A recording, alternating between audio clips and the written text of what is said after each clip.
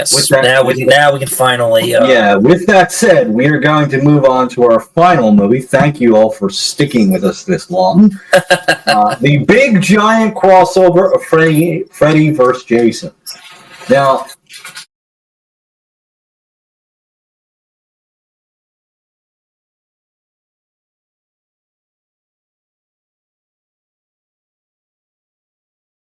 Freddy and Jason, what could have been? Right. Freddy and What Jason. should have? I mean, the one. We'll start off with the good. Okay. Yeah. The good. The fight scenes. Yes. The story on its face of Freddy coming back through Jason. Cool concept. Yes. Could have been executed better. The main characters, Laurie and I literally don't remember anybody else but Laurie. The ignoring. I keep saying ignoring. The annoying Scream Queen. Yeah, it's just so lackluster. Yeah. The kills are good. We have Yes. some good kills, some really cool kills with Jason, and as he throws his machete, his flaming machete was on fire. Some really cool set pieces and stuff. And Robert England is still Robert England. He's good.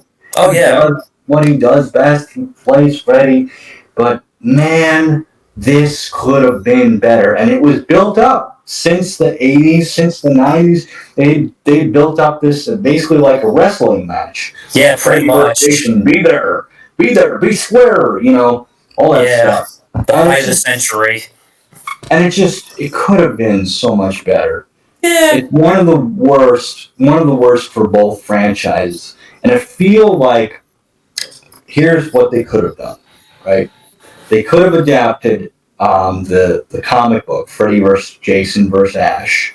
They were kind of building towards that, but I don't know if there was some studio mumbo jumbo. Well, for what I read, Sam Raimi said that he wanted to direct it, but they wouldn't allow him to have control over Jason, Freddy, and Ash. Right. Exactly. And it's all down to studio meddling. I don't know if that was the reason why the film turned out the way it did either. Right. Yeah. Right. But I've always speculated if you can't do the Freddy vs. Jason vs. Ash comic book, adaptation to screen, here's kind of an easy fix. Take the survivors from both franchises. Right. And make those your side characters. Right. And make those your main and side characters. Because that way, all the deaths of these forgettable characters, because these characters are forgettable. You talk about tropes. They were the tropiest of the tropes for both franchises by far. Yeah. And even though we get a little insight, we get a little redone of Jason's origin. Yeah. It's and also Freddy in the very beginning. Yeah. It doesn't save it. It doesn't. No. It's just forgettable. And I remember when I got to the end of the film, I just wanted it to end. I was so done with this movie because of how forgettable it was. And God bless Robert England, like you said. I think this was the worst movie he was in for both franchises. But he still brought his A game. God bless him. He still brought his A game. Right. Well, and the fight scenes are cool. And like I said, they're the best part of that movie. But I felt like that whoever was doing the script wanted to get to those fight scenes as quick as possible. Yeah, that's why it was the selling point. Yeah, that's what fights. That's what sold this movie was Freddy and Jason fighting. And with this talk, I have a book about the making of Freddy. Well, this is basically a book about the original script ideas of what could have been used for a Freddy vs. Jason film that were thought of, but never used because they were rejected. No, that cover, show that cover again. It got a little blurred. Sorry if it's not the best. What's it called? Slash of the Titans? It's called Slash of the Titans. I apologize for the blurriness. Yeah, so between the comic book adaptation of Freddy vs. Jason vs. Ash, there could have been a good movie. with this. Right. There could have been a good movie. I've always speculated if they're gonna do, if they both go to hell, right? If Freddy and Jason both go to hell, here's a crossover that you could also do. Pinhead and the Cenobites from the Hellraiser series. That was almost a possibility. That was an alternate ending where Pinhead shows up saying, "Gentlemen, what seems to be a problem?" But again, they couldn't get the rights to Pinhead. There you go. That could have been an ending to it. They could have been a setup for it. Right. Like you said, I can sum up Freddy and Jason in a few words, and those words being wasted potential. 2 words. Yeah, I agree. I like the movie. I admit it's not great or perfect, but it's it's got good moments. Yeah, it does have good moments. There's some good moments, but it's still, to quote the critic, the original critic, not nostalgia critic, Jay Sherman. Jay Sherman. It stinks. Right. But I'll agree with you. The characters are kind of cliched and boring. They're more Friday the 13th, and I said this somewhat when watching it. They are more Friday the 13th characters, cliche Friday the 13th characters, than they are Nightmare on Elm Street characters. I can agree. And also, the film kind of does not have the balance of being a Friday film or Nightmare movie. It kind of feels like Freddy stepped into the Friday the 13th, pretty much, opposed to a blending of the two. And like I said, easy fix with that. Instead of giving us generic, new characters, take the survivors of both franchises. Take Alice. Take Tommy from Friday the 13th. And that was one of their original script ideas, where they wanted Tommy and Alice teaming up to stop Freddy and Jason, which that could have worked, and they did. It's such an easy fix and such a no-brainer. Right. But you have to wonder, you have to wonder what could have been. The makeup is still pretty good. Yeah. The effects are still pretty good. What do you think of Ken Kirzinger? With the exception of one not so aged CGI scene. Yeah. What did you think of Ken Kirzinger as Jason compared to Kane Hodder? He was good. Yeah, I thought he was alright. I had no complaints. Me either. He wasn't perfect, but he didn't. When I first saw this as a teenager, I didn't give it much of a thought at the time about who was playing Jason as a stuntman, and right. And when I first saw this, I actually thought it was Kane Hodder. Right. Well, that's how I didn't know much about who they were, who the stuntmen were to play Jason. But it's not. It's a different. Jason. And actually, it has 2 of my favorite kill scenes in the movie that Jason does, when he kills the guy in the bed with the machete. And my favorite is the flaming javelin. Yeah, same. I love that. Before machete. That, I like the part. I like that scene where he's on fire and he's still. Right. Well, I like the part when he comes across the 2 stoners, and they're. They're insulting. Yep, that's the thing. And he twists the jock's head. I'm like, yes. Yep. Whoa.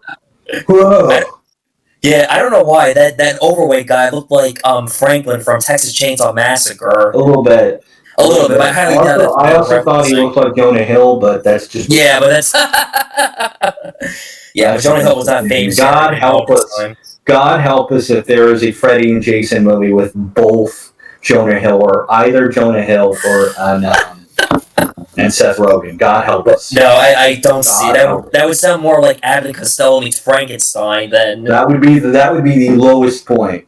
That would be the lowest point for both franchises. Right, and also what's her name? Kelly Rowland, annoying. You're not even scared. Give me a break. Yeah, I forget her character name, the black chick. Yeah. Thing. Just totally annoying. Gave me Buster Rhymes vibes. Gave me pretty much the Halloween Resurrection. I will not forgive people for that. The Buster Rhymes and what was it? Right. Tyra Banks. Tyra Banks. I'm getting off track here. That's Halloween. We're talking about Nightmare on Elm Street. Yeah, and Friday combined. And we're talking about Freddy and Jason. Excuse me. Combined. It's both at the same time. Plus. Yeah. I did like it though when she's again being the Omama fight. Jason's behind her, machetes her legs like. Right, and I cheered. Because that as a joke. It's like, bitch, shut up. It's not the Omama fight. She is no Kincaid. She is no Kincaid. No. She's not the black guy from part 3. So. No. But with that said. Yeah. Is there anything, like I said, thank you guys so much for sticking with us for so long. We've been going for about 2 hours. Right. Is there anything you want to add, John? Well, here's another thing that's sort of a complaint. Freddy has only one kill in the film, and he kills a guy named Mark, who there could have been potential in this character, but they killed him off too early. This character, Mark, he like, again, that's the thing. These characters come out of nowhere. It's like, wait a minute, when did Freddy do all this stuff in between the last movies where he killed Laurie's mother and Mark's family? There's a lot of horseshoeing of plots that don't really make sense. It doesn't. And it's like, I don't know how many writers worked on this. I have a lot. Wait, hold on a second. I would say, let's see, 1, 3, 6, 7. You're looking up the writers. 9, 10. No, actually, 11, 13, 15. About 15 plus. I mean, not the exact number. 15 plus writers. 15 plus writers who were original script writers of this movie. Wow, 15 writers. Yeah, I mean, not like all together, but different like writers in general. That's wow.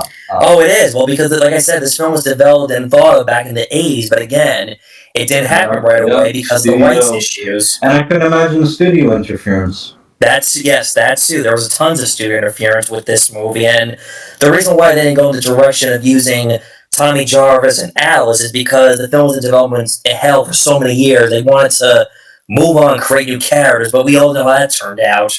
Yep. It turned out bad. Oh, yeah. Very, very bad. Yeah. This film, I like parts of it. Again, I'm in the mixture. I like it, but the characters thing, I there are some good scenes. There are some good kills. Yes. But, I say this as a guy, this is the only Freddy shirt I have, which is... Right. Well, I'm wearing a, Last Supper table. Yes. And he's got the Last Supper of all of them. Yes. This is all I had for a Freddy shirt. I wear a Freddy shirt. But anyway. Either that or I was going to wear a red shirt to match it. Anyway. Yeah, anyway, okay, besides the point. Yeah, we're getting off topic about... I mean, I don't think it's a perfect film. I like it to some degree. It's not perfect by a long shot. Like I said, to me, the highlight... Is it bad? It's probably the worst of them all. But there are some good moments. Yeah. To me, the highlight is Freddy and Jason fight. That's like the only part I really like in this film. The two fights are pretty good. The dialogue between Freddy and Jason, and Robert Englund is still on his A game. Yeah. The little backstory they have with Freddy is kind of cool at the beginning. Right. So it starts off with potential, but you can clearly see that towards the end it just... Yeah, it goes downhill with like these new characters that are just lame and stupid. Yeah, they're not written well. Also, remember the stoner character? Yeah. People like make fun of Pogo that he looked like Jason Mewes. He does look like Jason. But it's not Jason Mewes, though. I think that was the whole point, though. Yeah. I didn't like his character. I found him annoying, especially like how when they're trying to get hypnosil pills at Weston Hills, a throwback to part 3 of Nightmare on Elm Street. Yeah. And he's like, let's smoke. It's like, dude, it's like, come on, you're trying to stop... I'm a stoner, dude. No. Yeah, no, I always find that annoying sometimes, and cliched in like a certain horror film like that, where these people just want to smoke. It's like, dude, come on, just forget the smoking part. We have a plot we have to get to, okay? Yeah, exactly. There's a plot, big old plot. Yeah. But any I guess I want to briefly touch upon original story ideas, like let's see. Well, luckily in this book, there's a cheat code where you can just like read the simple term of what the original story were about Freddy versus Jason, what could have been. Right. Let me get to that part. Let's see. Like, here's what was interesting in... Let's see. Oh, yeah, like you said, the reverse origins. Jason was drowned at Camp Crystal Lake by fellow camper Freddy Krueger. Again, I don't see that connection. Yeah, like Freddy being the one to drown. Yeah, that he was the one responsible for drowning Jason. Again, I don't see that. No. Young Jason walks in on Freddy and Mrs. Voorhees having sex. Freddy chases the boy outside and drowns him. Again, I don't see the connection in that. Yeah. Or here's one. Jason was on Elm Street Kid when Freddy killed revenge against his parents for being among the vigilante mob. Again, not trying so hard to horseshoe to tie them together. Yeah, Freddy was a camp counselor, molested young Jason, and drowned him again. It's just that's trying way too hard. Yeah. Yes. Jason drowns while his camp counselors sneak away to have sex with Freddy, who helps hide their negligence in his death. Yeah. Yeah, they really wanted Freddy to kind of be this camp counselor character, but it wouldn't have worked. Wouldn't have made sense in either timeline. Right. I personally think, despite the movie's flaws, it went with probably the best explanation into why Jason meet up. Yeah, somewhat to a degree, but not done as well as it could have been, or not done perfectly. And here's like what the fight results were in each script. In the Abernathy draft, Freddy wins. The Braga-Moore draft, Jason wins. In the Biggs draft, neither wins. The Rift-Voris draft, Jason wins.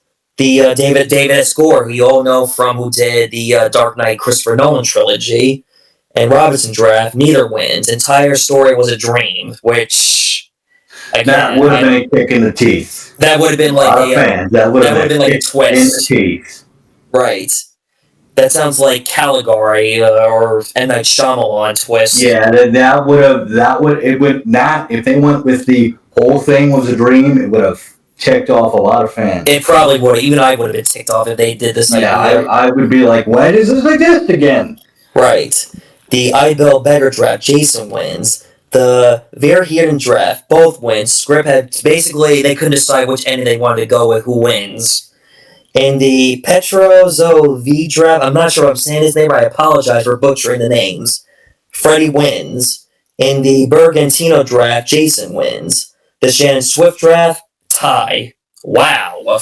Tie. So what does that mean? I have no idea. What were they?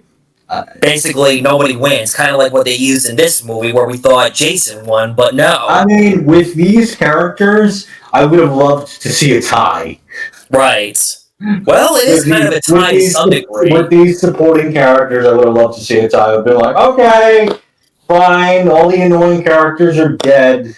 Right. And also, like, here's one thing I do remember in the book. Jason on trial, I'm thinking to myself, were they mocking O.J. Simpson or something? Like, I don't know. They could have went with an old school Incredible Hulk idea. Right, but Trial of the Incredible Hulk or Trial Jason. Yeah. There's an idea for a Friday movie. Jason on trial, but no Freddy. Jason on trial. Jason's pizza. You know? Yeah. We're just joking, guys. Yeah. These are jokes. Yeah.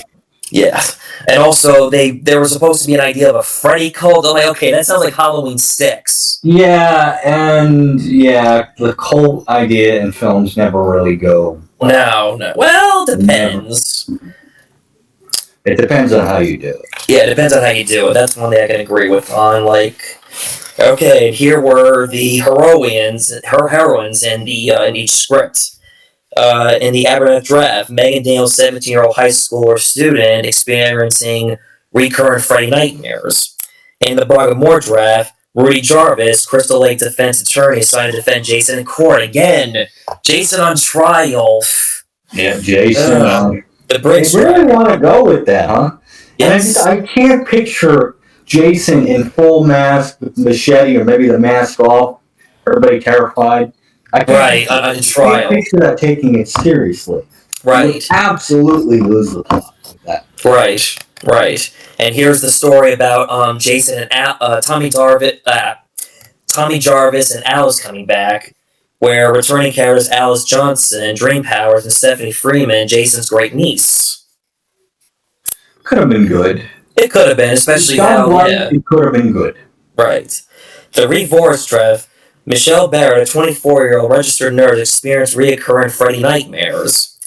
And the Goya Robinson draft, Samantha, a 17-year-old high school student with psychic abilities. That sounds like part 7 with, what's her name, Tina. Yeah, yep. Yes. They could have worked. The Abel Burger draft, Lizzie Dale, the 17-year-old high school student targeted by a Freddy copycat. That sounds like A New Beginning. That's A New Beginning. Yep. That's Friday the 13th, A New Beginning. The version he didn't drive, Lizzie, a 17-year-old high school student, experienced reoccurring Freddy nightmares. Again, they're just recopying the first Nightmare on Elm Street. Yeah. Yes. All right, you want to read maybe like two more? Yeah. I'm trying not to keep our audience bored. Worst case scenario. Well, thank you for sticking with us, guys. Yes. The Petrovich draft. Rachel Daniels, a 20-year-old graduate student studying psychology. The Bergantino treatment, an unnamed pop star manipulated by Freddy into holding a dream concert. What? That's ridiculous. Oh, it is. But Freddy. I don't know. Right. I know all these ideas like sound like it could have gone either way. Yeah, some of them sound like fan fiction, honestly, too. Yeah, it sounds better on paper than it would have been in the movies. All right, are there any final thoughts? No, I think we've basically summed up everything. Like I said, I don't hate the movie. It's just okay. It's just the best part is Freddy and Jason kicking ass. That's about it. The rest of it is just. That's the best I can say about Freddy and Jason. Yeah, that's really the highlight for me. All right. With that said, thank you guys so much for joining us on this mammoth podcast, this 2-hour podcast on Nightmare on Elm Street, and in turn the Freddy and Jason, crossover. I've been Wolfman Sam with my partner Johnny Buff Guns. Oh wait a second. Creature of the Night. And we'll what about the remake? Oh, you wanted to talk about the remake? Yes. False start. Okay. So I wasn't going to talk about the remake. We have to, man. There's not much you could say. Jackie Earle Haley, not really that good of a Freddy. My thoughts are they tried to recapture the original, but it just doesn't work. Right. John, your thoughts real quick? I can agree. I mean, it wasn't that I hate or loved it. It's like, okay. It's like they were like misleading us in the wrong direction. They okay, Freddy was going to be innocent, but no, they fooled us on that part. Yeah. And the actress who played Runa Mario played Nancy, bland, dry, flat, no personality, everything was hollow. She did not give a crap about the movie. She did not want to be there. That's that I can say about the remake. All right. Can we wrap this up now? I guess we can wrap it up now. I guess I'll do the Nightmare remake solo for myself then. All right. Go on. Well, again, thank you guys, and I apologize for the false finish if you're a wrestling fan. Apologize. What a twist! This for real this time. I've been Wolfman Sam, here with my partner Johnny Buff Guns. We are Creatures of the Night. Thank you all for joining us on this super long podcast. And we'll see you all next time. And thank you for being a part of this retrospect for my future upcoming horror series for October with Franchise Month, where this will be posted on my YouTube channel, split into parts, where we talked about the first one, the second, third, fourth, up until the Freddy vs. Jason. Yeah. And again, I know I said this throughout the podcast, but thank you all for joining us on this super long podcast. I sound like a broken record, but yeah, thank you. Thank you if you've been listening for about 2 hours, maybe in a background somewhere. Thank you. Right. Sorry about the background stuff. Yeah. Well, I don't know if anyone knows about me. I've never mentioned I am an uncle. I have a niece and a nephew that I am proud of. Yeah. Well, proud uncle. There you go. Yes, proud uncle. All right. Okay, I guess I'm gonna end it right here. All right. We'll see you guys next time.